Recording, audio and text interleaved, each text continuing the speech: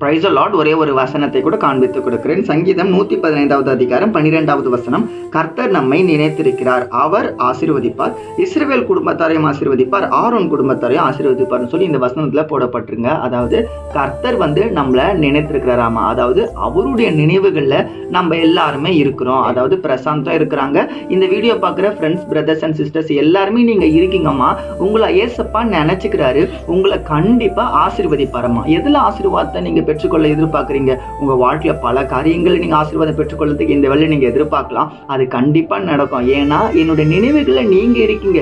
ஏன் நினைவுகள் இருக்கீங்கன்னா, நீங்க ஜெபம் பண்றதுனால, பைபிள் படிக்கிறதுனால, பரிசுத்தமா வாழ்றதுனால, சில பாவங்கள் உங்களை நெருக்கும்போது அதை பண்ணக்கூடாது, ஏசப்பா என்ன பார்க்குறாருன்னு நீங்க உண்மையா இருக்கீங்களா? அப்ப ஏசப்பா சொல்றாரு, மகனே மகளே உங்களை நினைச்சிருக்கேன்ப்பான்ட்டு. உங்களை நினைச்சதுனால நான் உங்களை ஆசீர்வதிக்க போறேன்ட்டு. ஒருவேளை நீங்க ஏசப்பாக்கு திரும்ப சில ரகசியம் ஏதாவது பண்றீங்களா?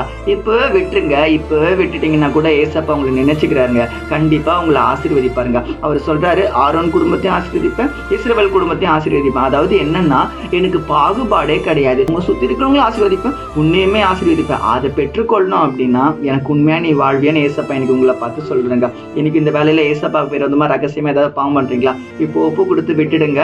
கண்டிப்பா ஏசப்பா உங்களை இன்னைக்கு பிளஸ் பண்ணுவாரு. எந்த காரியங்களும் ஆசீர்வாதம் தேவையோ இன்னைக்கு பெற்றுக்கொள்ள போறீங்க. God bless you.